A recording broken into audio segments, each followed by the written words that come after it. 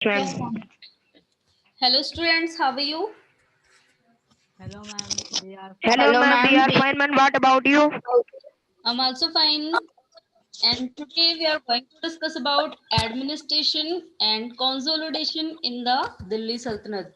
तो आज हमें दिल्ली सल्तनत का एडमिनिस्ट्रेशन दैट मीन्स कि उनकी सैनिक शासन व्यवस्था कैसी थी, वो लोग अपनी सेना को किस अकॉर्डिंग चलाते थे और साथ ही उन्होंने अपने एरिया को कैसे कंसोलिडेट किया था.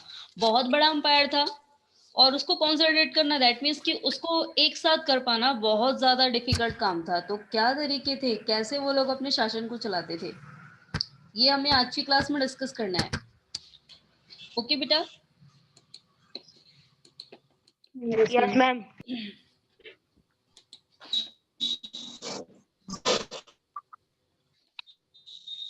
चलिए, तो आज का टॉपिक पढ़ना है अब हमें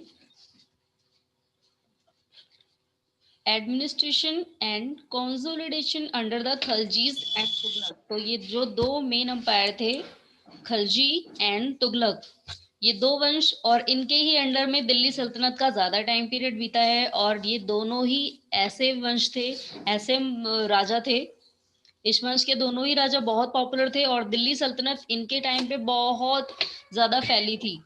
उनका अंपायर बहुत ज्यादा ब्रॉड हो गया था. तो अब हमें ये पढ़ना है कि ये लोग अपने शासन को कैसे चलाते थे और इनके बारे में क्या लिखा है क्रॉनिकलर ने, जो इतिहासकार हैं, जो हमारे हिस्टोरियन हैं, उन्होंने इनके बारे में क्या बताया है. The consolidation of a kingdom as vast as the Delhi Sultanate needed reliable governors and administration. तो दिल्ली सल्तनत के कंसोलिडेशन के लिए दैट मीन्स कि बहुत बड़े अंपायर को एक साथ इकट्ठा करके, उसको एकीकरण करके उसको चलाने के लिए दिल्ली सल्तनत को बहुत ही रिलायबल गवर्नर्स की, जिनके ऊपर वो भरोसा कर सके, बहुत ही विश्वसनीय सिपाहियों की जरूरत थी एंड एडमिनिस्ट्रेटर्स. एंड इसके अलावा रिलायबल एडमिनिस्ट्रेटर्स की भी जरूरत थी, यानी कि शासन चलाने वाले ऐसे सिपाही, ऐसे मंत्री जिनके ऊपर राजा को बहुत ज्यादा भरोसा हो, rather than appointing aristocrats and landed chieftains as governors. तो अभी हमने चोल अंपायर में जो पढ़ा था लास्ट क्लास में, वो लोग उनके टाइम पे क्या करते थे, वो लोग बहुत ज्यादा पूजा वगैरह कराते थे, यज्ञ अनुष्ठान कराते थे और सारी जमीनें ब्राह्मणों को दान दे देते थे. यही पढ़ा था ना हमने. Yes, ma'am. तो और फिर ये भी हमने पढ़ा था कि चोल अंपायर में वो जो ब्राह्मण थे, आगे चल के उनके पास बहुत सारी जमीनें हो गई और बहुत तो इंडिपेंडेंट हो गए, उन्होंने राजाओं से अपने नियंत्रण को भी छुड़ा लिया, यानी कि वो इतने इंडिपेंडेंट हो गए कि उन्होंने राजा तक को भी चुनौती दे डाली थी. लेकिन अब दिल्ली सल्तनत में यहाँ उनकी तरह बिल्कुल भी नहीं, यहाँ पर कंडीशन बिल्कुल ही अलग है. अब इन लोगों ने, यानी कि जो दिल्ली सल्तनत अंपायर के जो राजा हैं, अपॉइंटिंग एरिस्टोक्रेट, यानी कि इन्होंने किसी पुरोहित, किसी ज्योतिषी को अपॉइंट नहीं किया, ना ही चीफटेन्स यानी सामंतों को, किसी भी सामंत को, किसी भी बड़े सामंत को, यानी जिनके पास बहुत ज्यादा जमीनें होती हैं, तो किसी सामंत को भी इन्होंने जमीनें नहीं दी थी. एज ए गवर्नर किसी सामंत को इन्होंने अपॉइंट नहीं किया. द अर्ली दिल्ली सल्तनत, specially Iltutmish, favored their special slaves purchased for military service called बंदगां. अब ये देखिए, स्पेशली यहाँ पर जो दिल्ली सल्तनत के जो राजा हैं, स्टार्टिंग होती है इल्तुतमिश से. तो यानी कि जब अर्ली दिल्ली सल्तनत शुरू हुई थी, जब दिल्ली सल्तनत स्टार्ट हुई थी, तो जो सबसे पहला राजा था इल्तुतमिश, इन्हीं ने यहाँ की प्रथा स्टार्ट की. तो इन्होंने गवर्नर बनाना, यानी कि सिपाहियों को और मंत्रियों को सिलेक्ट करना कैसे शुरू किया था. तो इन्होंने क्या किया था, देयर स्पेशल स्लेव्स, जो इनका सबसे प्यारा गुलाम था, जिसे ये बहुत ज्यादा चाहते थे, जिसे ये दूसरे देश से खरीद के लाए थे. तो जो इनके गुलाम थे, जिन्हें इन्होंने मिलिट्री सर्विस के लिए खरीदा था, जिन्हें ये ट्रेनिंग देते थे कि वो आगे चल के सिपाही बनेंगे और हमारे लिए लड़ाइयां लड़ेंगे, कॉल्ड बंदगा, जिन्हें बंदगा कहा जाता था. यानी कि जो स्लैव्स होते थे, इन्हें गुलाम, नौकर, सर्वेंट कुछ भी नहीं कहा जाता था, क्या कहते थे, बंदगा. तो आपको याद रखना है कि जो दिल्ली सल्तनत में जो गुलाम होते थे, जिन्हें दिल्ली सल्तनत के राजा दूसरे देशों से खरीद के लाते थे, उन्हें बंदगा कहा जाता था. तो ये पार्सियन लैंग्वेज का वर्ड है बंदगा. बंदगा का मतलब जिसे बंदी बना करके लाया गया हो. ओके बेटा, याद रखना है आपको ये वर्ड. Yes, ma'am. तो Yes, ma'am.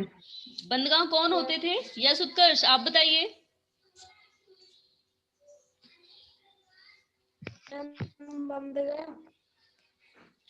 यस, बंदगां कौन होते थे?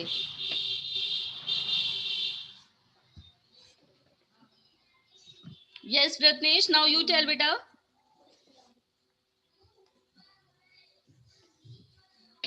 मैम ऐसे गुलाम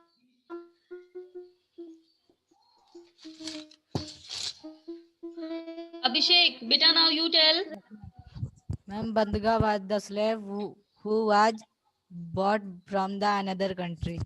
यस वेरी गुड। तो बंदगां कौन होते थे? ये स्लैब्स होते थे जिन्हें दूसरी अदर कंट्रीज से परचेज करके लाया जाता था एज अ मतलब क्या कहते हैं उसे, गुलाम या फिर सर्वेंट, नौकर। लेकिन नौकर जो है वो अपनी, कभी कभी उसके पास अपनी प्राइवेसी होती है, वो खुद की काम भी कर सकता है। वो केवल जितनी देर हम हमारे यहाँ नौकरी करेगा उतनी देर हमारी सुनेगा। लेकिन ये जो गुलाम होते थे, ये जब तक रहते थे पूरी लाइफ इन्हें राजा का कहा हुआ ही करना पड़ता था, और इन्हीं गुलाम्स को बंदगा कहा जाता था। They were carefully trained to maintain some of the most important political offices in the kingdom. और क्या किया जाता था? They were carefully trained. इनको बहुत ही सावधानी से ट्रेन किया जाता था, सिखाया जाता था।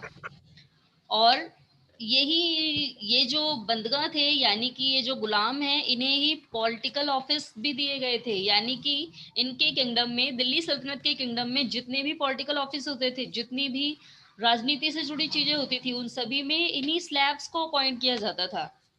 Since they were totally dependent upon their master, और ये लोग पूरी तरह अपने मास्टर पे डिपेंड होते थे, क्योंकि इनके मास्टर इनको खरीद के लाते थे। और इनके मास्टर यानी कि जो राजा होते थे, वो जो भी कहते थे वो इन्हें करना पड़ता था। The sultan could trust and rely upon them, और जो सुल्तान होते थे वो इनके ऊपर पूरी तरह ट्रस्ट करते थे, बहुत ही ज्यादा भरोसा करते थे। चलिए, तो अब ये देखिए, अब आगे हमें गुलाम्स के बारे में दिया है, स्लैव्स रेदर देन सन्स, यानी कि जो गुलाम हैं इन्हें यहाँ पर बेटों से भी बढ़कर माना गया है। तो ऐसा क्या हुआ भाई कि गुलामों पर बेटों से भी ज्यादा भरोसा किया जाने लगा? चलिए, तो एक बार देखते हैं हमें क्या दिया हुआ है इसमें। ये भी फिलहाल किसी राइटर ने ही लिखा है दिल्ली सल्तनत के बिहाफ पे। द सुल्तान वर एडवाइज्ड, यानी जो सुल्तान थे वो क्या एडवाइस देते थे, क्या मानते थे, उनका मानना क्या था? Slave whom one has brought up and promoted must be looked after for its needs a whole lifetime, and good luck to find a worthy and experienced slave.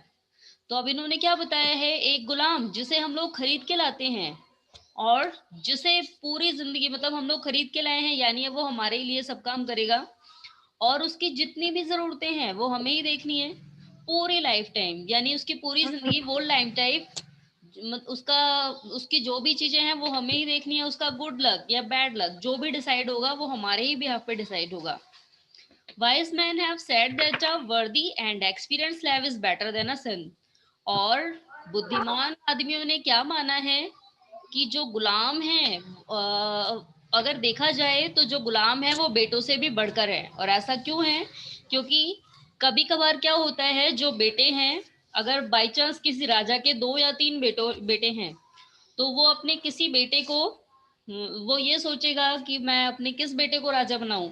और हो सकता है बड़े वाले को राजा बनाने के बाद छोटा वाला लड़ाई करने लगे, या फिर राजा ऐसा देखता है कि अगर छोटा वाला एबल है और मैंने बड़े वाले को छोड़ के छोटे वाले को राजा बना दिया, तो फिर भी लड़ाई हो सकती है, मतलब कॉन्फ्लिक्ट की कंडीशन हो सकती है। लेकिन अगर किसी स्लैब को राजा बनाया गया है, तो यानी कि वो राजा का बहुत ही भरोसेमंद था, और वो कभी भी अपने राजा के खिलाफत नहीं करेगा। लेकिन अगर बेटे हैं और बेटों में ये हो गया कि बड़े को या छोटे को राजा बना दिया, तो बेटे जो हैं वो खिलाफत कर सकते हैं राजा की। तो इसीलिए यहाँ पर ये टाइटल रखा गया है कि स्लैव्स रेदर देन सन्स, यानी कि जो गुलाम हैं वो बेटों से भी बढ़कर हैं। तो बेटा आप सभी ने देखा ना कितनी इंपॉर्टेंस दी जाती है यहाँ पर गुलाम्स को। Yes, ma'am. Yes, ma'am. Yes, ma'am.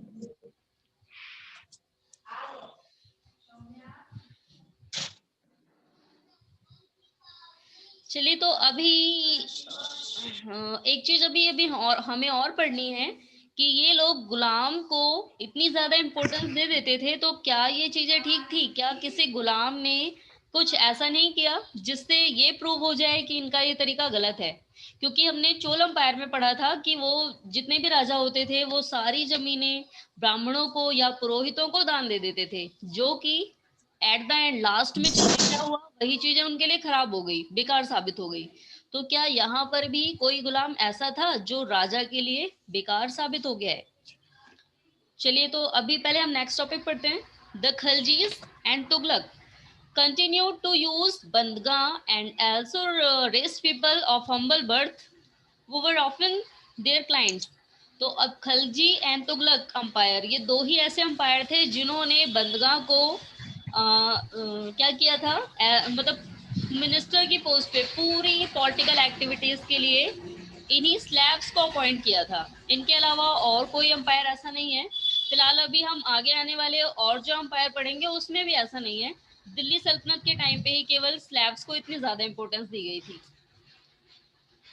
तो अब ये लोग यानी कि जो बंदगा हैं, ये ऐसे पीपल हैं जो that means humble of birth, जो मतलब जन्म से ही पिछड़े हुए हैं, जन्म से ही बेकार हैं, मतलब नीची कास्ट से बिलोंग करते हैं। ये ऐसी फैमिलीज भी हो सकती हैं जो किसी नीची कास्ट से, मतलब कह सकते हैं कि लो लेवल का वर्क करने वाले पीपल, जैसे कि बार्बर या फिर पॉटर, इनके भी ये हो सकते हैं, क्योंकि अपने बच्चों को वही बेचेंगे जिनके पास बहुत कम पैसे होंगे, या फिर बिकने के लिए वही पर्सन मजबूर हो जाएगा जिसके पास पैसे नहीं है।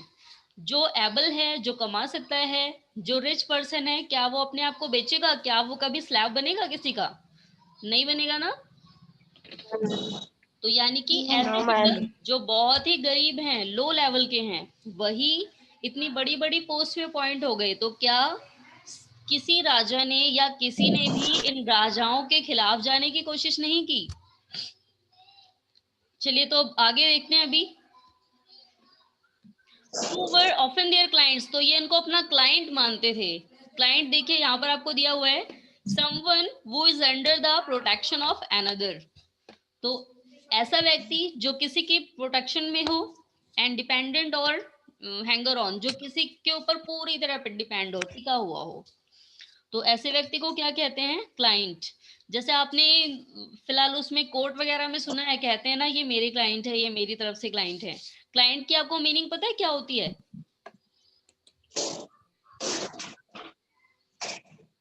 नो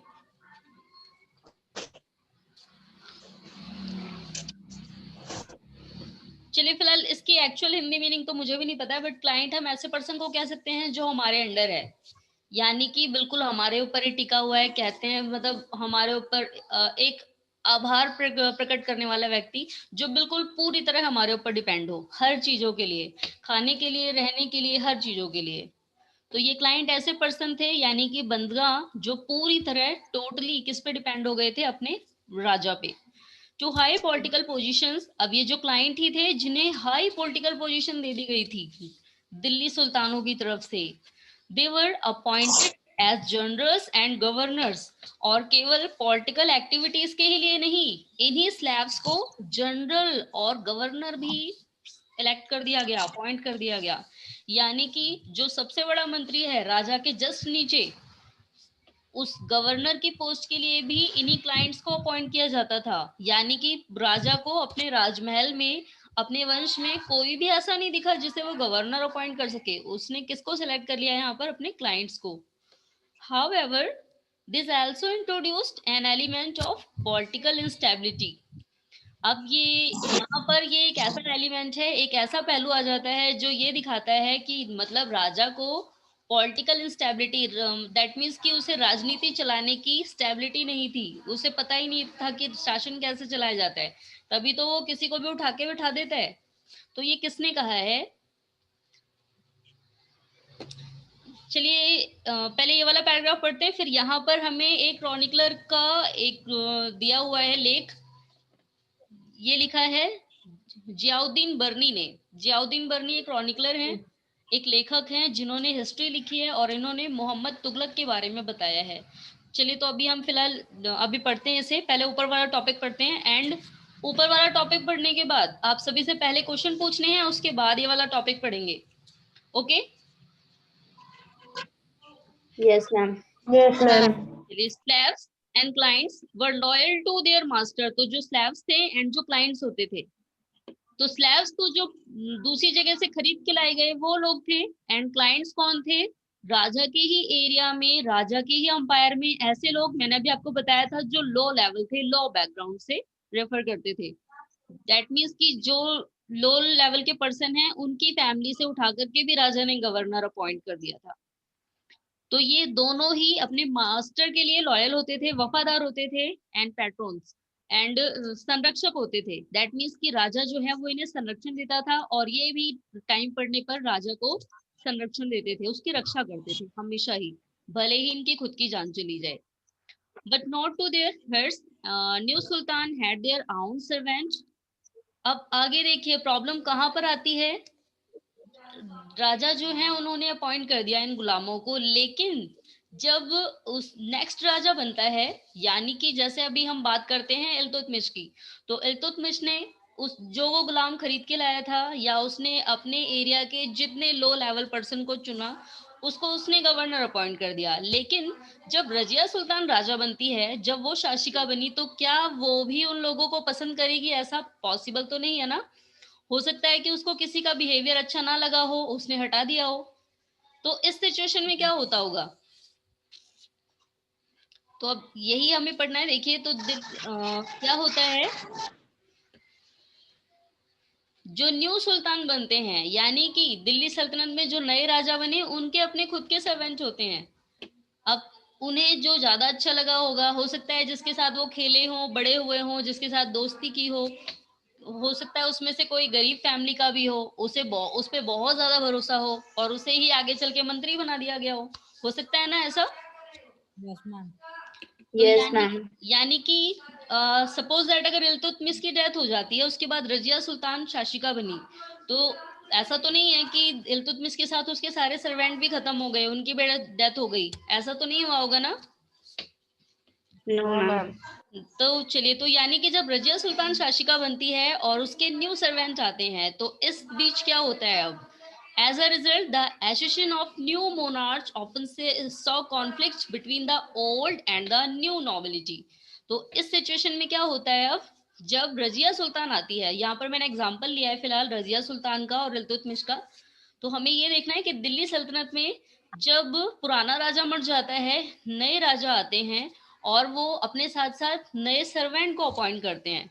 तो अब क्या होता है, पुराने और नए सर्वेंट के बीच में कॉन्फ्लिक्ट शुरू हो जाता है, दोनों ही आपस में लड़ाइयां करने लगते हैं, और इसका पूरी तरह इफेक्ट पड़ता है राजा के ऊपर। तो जब ये लोग लड़ाइयां करते हैं, तो क्या होता है, इस आपस में लड़ाई झगड़े के चक्कर में कुछ लोग छोड़ देते हैं, कुछ लोग उस अंपायर को छोड़ के चले जाते हैं, कुछ को राजा सपोर्ट देता है, और इसी वजह से जो राजा का अंपायर है, राजा के अंपायर के जो पर्सन है, यानी कि जो आम जनता है, उस पर भी इसका इफेक्ट पड़ता है। The patronage of these humble people by Delhi Sultanate also shocked many elites, and the authors of Persian Tawarik criticized the Delhi Sultans for appointing the low and base born to high office. अब इसके अलावा केवल ये लड़ाइयाँ ही नहीं होती थी। This patronage, that means कि ये जो संरक्षण दिया था राजा ने लो लेवल पर्सन को, दीज हम्बल पीपल, ये मतलब हम्बल पीपल यानी कि जो मतलब बेचारे लोग हैं, लो कास्ट से या फिर किसी लो फैमिली से, तो ऐसे लोगों को जब दिल्ली सुल्तान ने, दिल्ली के राजाओं ने जब उन्हें संरक्षण दिया, उनको बचाया, उनको पोस्ट पे उसमें उनको काफी सारी पोस्ट दे दी, तो इससे बहुत सारे लोग शॉक्ड हो गए। मैनी एलाइटिस, एलाइटिस का होता है दूरदर्शक। अभी हमने पढ़ा था स्टार्टिंग में कि दिल्ली सल्तनत के बारे में जिन्होंने लिखा है वो लोग काफी पढ़े लिखे थे, पढ़ा था ना हमने। Yes, ma'am. Yes, ma'am. तो वो लोग बहुत पढ़े लिखे होते थे, यानी कि जिन्हें बहुत सारी लैंग्वेज पता होती थी, वही लोग इसे लिखने का काम करते थे, तो इन्हें एलाइट्स कहा गया है। दैट मीन्स कि दूरदर्शक, जो लोग बहुत सारी लैंग्वेज को जानते थे और जिन्होंने राजाओं के बारे में लिखा है, और इसके अलावा जो ऑथर्स हैं, जो लेखक हैं पर्शियन तवारीख के, तवारीख अभी हमने पढ़ा है, तवारीख वो बुक है जिसमें दिल्ली सल्तनत के बारे में लिखा गया है। तो जितने भी ऑथर हैं एंड जितने भी एलाइट्स हैं, उन सभी ने क्या किया है, क्रिटिसाइज किया है। दैट मीन्स कि दिल्ली सुल्तानों के बारे में बहुत ही बुराइयां की हैं। अब किसको लेकर के? For appointing the low and base born to high office.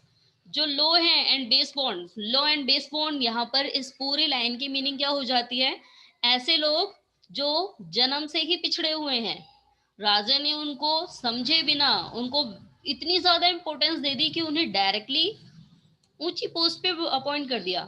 तो यहाँ पर राजा को क्रिटिसाइज किया गया है, उनकी आलोचना की है, उनकी बुराइयां की हैं कि राजा को ऐसा नहीं करना चाहिए था। चलिए, तो अभी तक जितना पढ़ा आप सभी को समझ आ गया? Yes ma'am. Yes, ma'am. Yes, ma'am. Okay, अब कुछ क्वेश्चन आंसर एक बार डिस्कस करते हैं, उसके बाद हम लोग ये नेक्स्ट वाला टॉपिक पढ़ेंगे।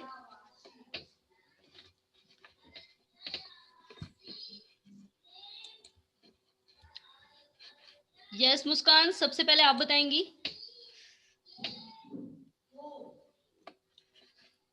चलिए मुस्कान को इस क्वेश्चन का आंसर देना है। Can you think of any reason why a slave would be better than a sun?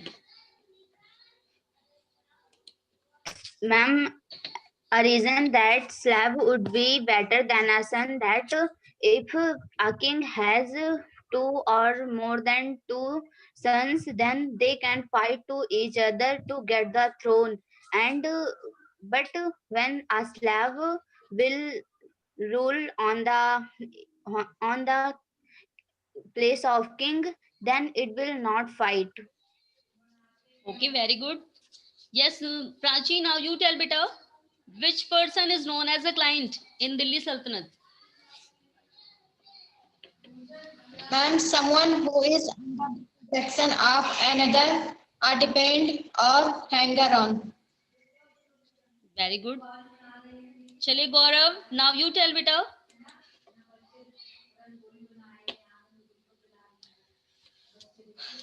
Yes, गौरव, आपको बताना है वो are बंदगां। Yes, ma'am.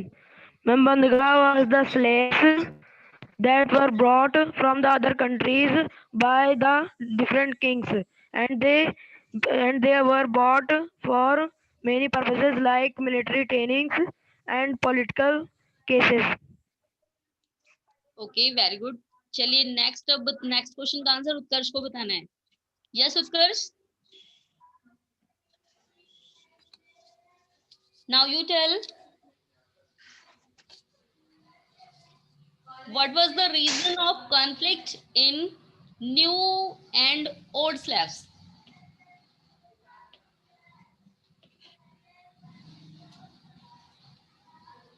Yes Utkarsh. Abhishek beta, now you tell. Yes, ma'am.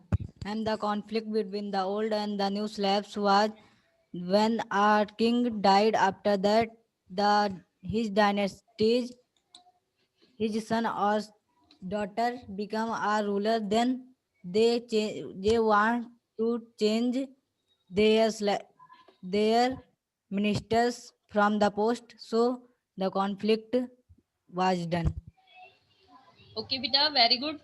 चलिए अभी हम नेक्स्ट वाला पैराग्राफ पढ़ेंगे और उसके बाद अभी जितने बच्चे बच गए हैं फिलहाल उनसे क्वेश्चन आंसर्स पूछने हैं अभी। तो अब हमें यहाँ पर एक टॉपिक दिया है, official of sultan Mohammad Tughlaq. तो जो सुल्तान मोहम्मद तुगलक थे, ये भी दिल्ली सल्तनत के ही थे और इन्होंने भी उसी पैटर्न को फॉलो अप किया है, यानी कि इन्होंने भी स्लैब्स को अपॉइंट किया था। तो अब इनके बारे में क्या कहा है किसी क्रॉनिकलर ने और किसने लिखा है? तो Sultan Mohammad Tughlaq appointed Aziz Khummar a wine distiller, Firoz Hajjam a barber, Manka Tabbakh a cook and 2 gardeners, Ladha and Pira to high administrative post. फिलहाल आप सभी को ये नाम नहीं याद रखने हैं, ये किसी काम के नहीं है, आपके लिए केवल एग्जाम्पल है। ओके, तो यहाँ पर Yes, ma'am. सुल्तान मोहम्मद तुगलक ने क्या किया है, इन्होंने अजीज खुमार यानी कि एक जो वाइन डिस्टिलर है जो वाइन को परचेज वगैरह का करने का काम करता है, एंड फिरोज हजाम जो कि एक बार्बर है, एंड मनका तब्बाक जो कि एक कुक है, एंड 2 गार्डनर्स लद्दा एंड पीरा, इनको हाई एडमिनिस्ट्रेटिव पोस्ट दी थी अपने अंपायर में, यानी कि इन्हें अपने दरबार का मेन बना दिया, अपने अंपायर में मेन बना दिया है।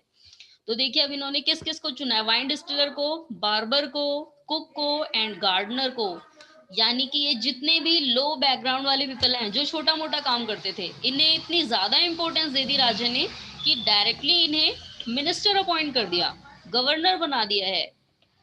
और ये किसने लिखा है, जियाउद्दीन बर्नी ने। तो जियाउद्दीन बर्नी जो कि मोहम्मद तुगलक के टाइम पीरियड में रहे होंगे।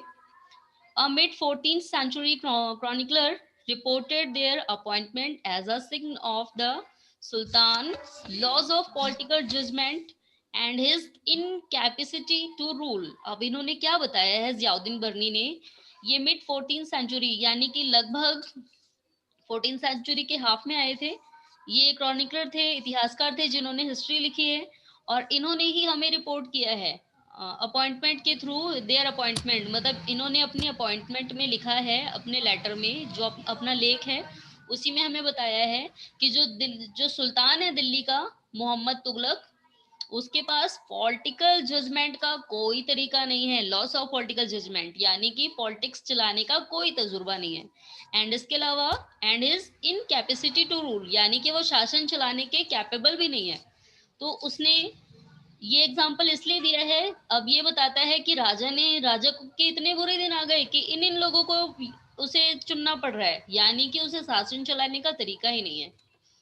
तो फिलहाल मोहम्मद तुगलक ने भी अपनी डेस्टिनी वाली फॉलो की है, जो उसके अंपायर के, जो दिल्ली सल्तनत के राजा पहले से करते आ रहे थे, उसने भी वही चीजें फॉलो की है। उसने भी सेम लो लेवल पर्सन को, जो लो एंड बेस बॉर्न पीपल थे, इन्हें ही ऊंची ऊंची पोस्ट दे दी। लेकिन अब हमें इस पॉइंट से ये पता लग जाता है कि भले ही राजा छोटे लोगों को अपॉइंट कर देते थे, लेकिन सभी लोग, चाहे वो आम जनता हो या फिर कोई क्रॉनिकलर हो, कोई भी उनके सपोर्ट में नहीं था। भले ही वो कुछ बोल नहीं पा रहे थे, लेकिन वो राजा की तरीकों को पसंद नहीं करते थे।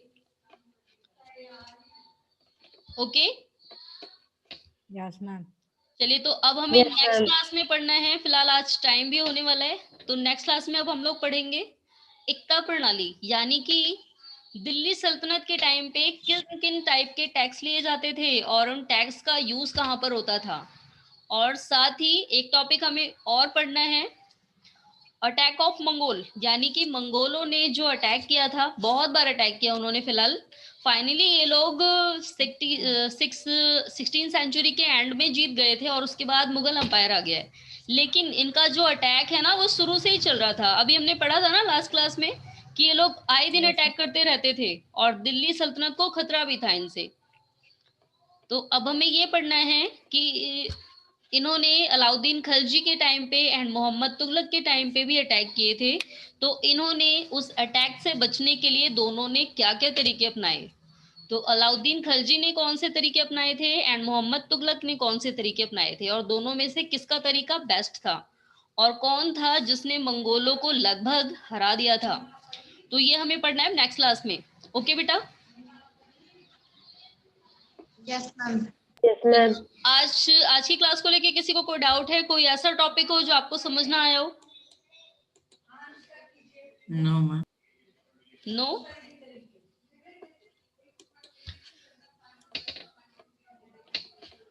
ओके, फिर चलिए एक क्वेश्चन का आंसर और पूछ लेते हैं। खुशी, आपको बताना है बेटा।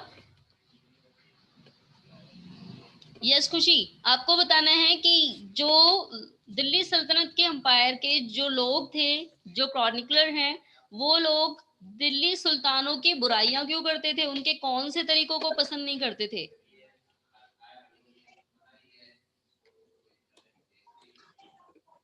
यस खुशी? यस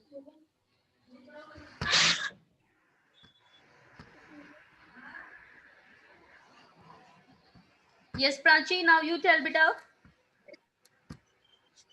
मैम, जब छोटे जाति के लोगों को मिनिस्टर या फिर राजा बना दिया जाता था, इसलिए प्रजा उन्हें पसंद नहीं करती थी।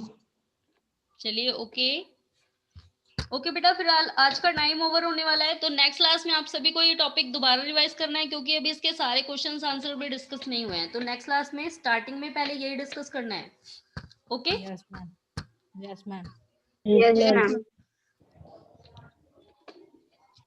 चलिए फिर आज के लिए इतना ही।